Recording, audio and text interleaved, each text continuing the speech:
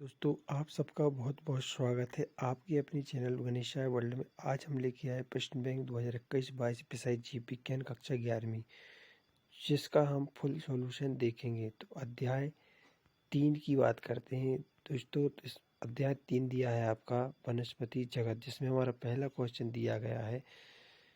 प्रश्न क्रमांक पहला दिया गया है, सही विकल्प चुनकर लिखिए। तो इसमें पहला क्वेश्चन है, हरे शैवालों में संचित भोजन होता है। तो इसमें हमारे 4 ऑप्शन दिए गए हैं दोस्तों।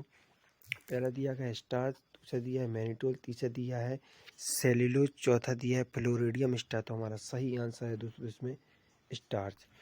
सेकंड क्वेश्चन दिया गया है, पादप जगत का उभयचर कहा जाता है। तो इसमें भी हमारे दोस्तों 4 ऑप्शन दिए गए हैं। तो पहला दिया गया बायोफाइटा को, दूसरा दिया है टेरिडोफाइटा को, तीसरा दिया है जिम्नोस्पर्म को, चौथा दिया है एंजियोस्पर्म को। तो इसमें भी हमारा सही आंसर है दोस्तों बायोफाइटा को। थर्ड क्वेश्चन दिया गया है, बेटा पृथ्वी पर सबसे अधिक प्रकाश संश्लेषण होता है। तो इसमें हमारे 4 ऑप्शन दिए गए हैं। पहला दिया है शैवाल द्वारा, दूसरा दिया है कपकों द्वारा, तीसरा दिया है मरुस्थलीय पौधों द्वारा और चौथा दिया है मरुस्थलीय पौधों द्वारा। इसमें हमारा सही आंसर है दोस्तों शैवालों द्वारा।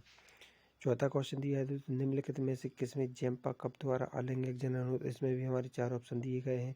पहले दिया गया है लीवरवर्ट में, दूसरा दिया है सेरिजेनेला में, तीसरा दिया गया इक्वी सिस्टम में और चौथा दिया गया है पाइनस में। तो हमारा सही आंसर है दोस्तों लीवरवर्ट में। इसके बाद प्रश्न क्रमांक दूसरा, रिक्त स्थानों की पूर्ति कीजिए। तो पहला दिया गया है फ्लोरिडियल स्टार संचित भोजन के रूप में खाली स्तन शैवालों में पाई जाती है। तो इसमें हमारा लाल शैवालों में दोस्तों। अगला दिया गया, सबसे ऊंचा जिम्नोस्पर्म है दोस्तों सिकुआ। तो हमारा क्या है दोस्तों इसमें सिकुआ। तीसरा दिया गया सबसे ऊंचा एंजियोस्पर्म। तो हमारा सबसे ऊंचा एंजियोस्पर्म है यूकेलिप्टस दोस्तों। इसके बाद अगला दिया गया है सबसे छोटा एंजियोस्पर्म। तो सबसे छोटा एंजियोस्पर्म है बेटा वॉल्फिया। पांचवा दिया है आवर्त बीजियों का भ्रूणपोष होता है त्रिगुणी। क्या होता है दोस्तों त्रिगुणी। इसके बाद अगला दिया गया है सही जोड़ियां बनाइए। तो इसमें हमारे 2 खंड दिए गए हैं दोस्तों आ और बा। तो पहला दिया गया स्पाइरोगा, तो इसका हो जाएगा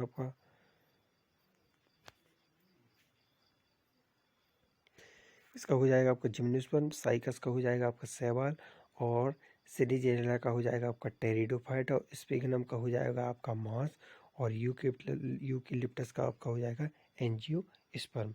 इसके बाद प्रश्न क्रमांक चौथा दिया गया है। प्रश्न क्रमांक चौथे में एक वाक्य में उत्तर लिखिए। तो पहला दिया गया इसमें दोस्तों, समुद्र की गहराई में कौन सी शैवाल पाए जाते हैं। तो समुद्र की गहराई में अपनी लाल शैवाल पाए जाते हैं दोस्तों। अगला दिया गया है, एक परिपक्व भ्रूणपोष कितने कोश की होता है। तो यह अपना कितना होता है 7 कोश की है। अगला दिया गया है दोस्तों, शैवालों में पाए जाने वाली वर्णक का नाम। तो शैवालों में पाए जाने वाले वर्णक का नाम है क्लोरिकल ए बी दोस्तों। अगला दिया गया है टेरिडोफाइटा के 2 सदस्यों के नाम। तो हमारे टेरिडोफाइटा के 2 सदस्यों के नाम है सिनेजेनेला इक्वी सिस्टम। पांचवा दिया है विषम बीजाणुता का किस पौधे में पाई जाती है। तो हमारी किस पौधे में पाई जाती है दोस्तों, यह हमारे सिनेजेनेला में पाई जाती है दोस्तों। इसके बाद दिया गया है अति लघुत्तरीय प्रश्न। तो आपके ये दोस्तों 2 अंक में पूछे जाएंगे, जिसमें हमारे 7 प्रश्न आएंगे। पहला दिया बायोफाइटा को पादप जगत का उभयचर क्यों कहा जाता है। सेकंड दिया विषम बीजाणुता का अर्थ। इस प्रकार हमारे 7 क्वेश्चन दिए गए हैं दोस्तों, जिनको हम सातों क्वेश्चनों को पूरी तरीके से हल कर। तो दोस्तों पहला प्रश्न दिया गया है हमारा, बायोफाइटा को पादप जगत का उभयचर क्यों कहा जाता है। तो दोस्तों इसमें हमारा आंसर दिया गया है, बायोफाइटा को पादप जगत का उभयचर इसलिए कहा जाता है क्योंकि यह भूमि पर जीवित रहता है, परंतु यह लैंगिक जनन के लिए जल पर पूर्ण रूप से निर्भर रहता है दोस्तों। जल पर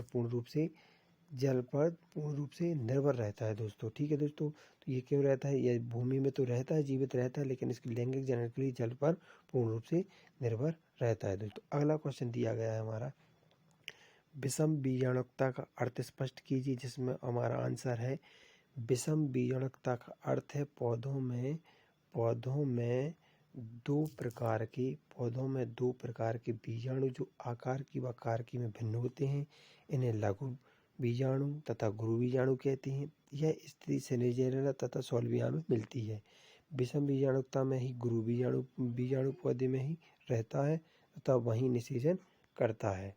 तो इसमें क्या होता है दोस्तों, ये आकार की व आकारकी में तो भिन्न होती हैं, जिन्हें हम लघु बीजाणु या गुरु बीजाणु कहते हैं। यह स्थिति सिनेजेरिया और साल्विया में मिलती है। अतः यह क्या है, यह विषम बीजाणुकता में ही गुरु बीजाणु पौधे में ही रहता है और वही निषेचन होता है दोस्तों। तो आपको समझ में आ गया होगा दोस्तों। अगले क्वेश्चन की हम बात करते हैं, द्विनिषेचन को स्पष्ट कीजिए। द्विनिषेचन को स्पष्ट कीजिए। तो द्विनिषेचन को स्पष्ट करना, तो आवर्त बीजी पौधों में दो नर युग्म होते हैं। आवर्त बीजी पौधों में बेटा दो नर युग्म होते हैं। इनमें से एक अंड कोशिका से संयोग करता है और दूसरा नर युग्मक दो ध्रुवीय केंद्रक संयुक्त होकर भ्रूणपोष केंद्रक बनाते हैं। यह प्रक्रिया को द्विनिषेचन कहते हैं। तो क्या होता है बेटा, इसमें दो नर युग्मक होते हैं, जिसमें एक अंड कोशिका संयोग करता है और दूसरा नर युग्मक दो ध्रुवीय केंद्रकों से संयुक्त होकर भ्रूण केंद्रक बनाता है, भ्रूणपोष केंद्रक बनाते हैं। यह प्रक्रिया को द्विनिषेचन कहते हैं दोस्तों। अगला क्वेश्चन दिया है हमारा, त्रिसंलयन को स्पष्ट कीजिए। तो त्रिसंलयन पराग नलिका से मुक्त दोनों नर युग्मक में से एक मादा युग्मक से संयोजन करता है तथा द्वितीय केंद्रक में दो केंद्रक पहले से ही होते हैं, जो नर युग्मक से संलयन के बाद त्रिगुणी भ्रूणपोष बनाते। इसे ही हम क्या बोलते हैं, त्रिसंलयन कहते। तो इसमें क्या होता है, तो पराग नलिका से मुक्त दोनों नर युग्मक में से एक मादा युग्मक से संयोग करता है और दूसरा केंद्रकों में दो केंद्रक पहले से ही होते हैं, जो नर युग्मक से संलयन के बाद त्रिगुणी भ्रूणपोष बनाते हैं। इसे हम त्रिसंलयन कहते हैं। अगला क्वेश्चन दिया है, शैवालों के दो प्रमुख लक्षण लिखिए। तो शैवालों के लक्षण निम्न है बेटा। तो पहला लक्षण दिया है, शैवालों की कोशिका भित्ति सेल्यूलोज की बनी होती है। तो शैवालों की कोशिका भित्ति क्या की बनी होती है, सेल्यूलोज की बनी होती है। जिस प्रकार कवक की कोशिका भित्ति काइटिन की बनी रहती है, इसी प्रकार शैवालों की कोशिका भित्ति भी सेल्यूलोज की बनी रहती है। सेकंड पॉइंट दिया है, शैवालों में भोज्य पदार्थ का संचय करने के लिए मंड के रूप में भोजन को संचित किया जाता है। तो इनका भोज्य पदार्थों को संचय करने के लिए मंड के रूप में एकत्रित किया जाता है। मंड के रूप में संचित करता है दोस्तों। अगला क्वेश्चन दिया गया है, कृत्रिम वर्गीकरण को स्पष्ट कीजिए। तो दोस्तों, जीवों को उनकी एक, दो या कुछ लक्षणों के आधार पर वर्गीकृत करना कृत्रिम वर्गीकरण कहलाता है। तो कृत्रिम वर्गीकरण क्या होता है दोस्तों, ये मानव द्वारा वर्गीकरण कहलाता है। इसमें क्या होता है, जीवों को उनकी एक, दो या कुछ लक्षणों के द्वारा जैसे उनमें कुछ लक्षणों को देख के हम क्या करते हैं, वर्गीकृत करना, ये कृत्रिम वर्गीकरण कहलाता है। इसमें क्या होता है, उनके लक्षणों को हम देखेंगे और उनको क्या करेंगे, वर्गीकृत कर देंगे दोस्तों। अगला क्वेश्चन दिया गया है दोस्तों, प्राकृतिक वर्गीकरण को स्पष्ट कीजिए। तो जीवों के लक्षणों तथा उन लक्षणों का अन्य जीवों तथा वातावरणीय दशाओं के साथ पारस्परिक संबंधों के आधार पर किया गया वर्गीकरण प्राकृतिक वर्गीकरण कहलाता है। तो दोस्तों क्या होता है, यह प्रकृति द्वारा होता है। कैसा होता है, प्रकृति द्वारा। इसमें क्या होता है, उन लक्षणों का अन्य जीवों तथा वातावरणीय दशाओं के साथ पारस्परिक संबंधों का आधार पर वर्गीकरण करना। वातावरण के मतलब प्रकृति में जो भी वातावरण दिया गया है उसके पारस्परिक संबंधों के आधार पर वर्गीकरण करना क्या कहलाता है, प्राकृतिक वर्गीकरण कहलाता है दोस्तों। तो ये क्या इसमें हमारे देखेंगे दोस्तों, तो आज हमारे अति लघु उत्तरीय प्रश्न हल हो गए हैं और सही विकल्प भी आपके सही हल हो गए हैं। तो अगली वीडियो में बेटा हम आपके लघु उत्तरीय प्रश्न 3 नंबर में 5 क्वेश्चन दिए गए हैं, ये सेकंड पार्ट में हम आपकी कंप्लीट करवाएंगे। तो हमारे चैनल को बेटा लाइक, सब्सक्राइब और शेयर करना ना भूलें। अगली वीडियो में हम आपका पूरा लघु उत्तरीय प्रश्न का सॉल्यूशन करवाएंगे बेटा।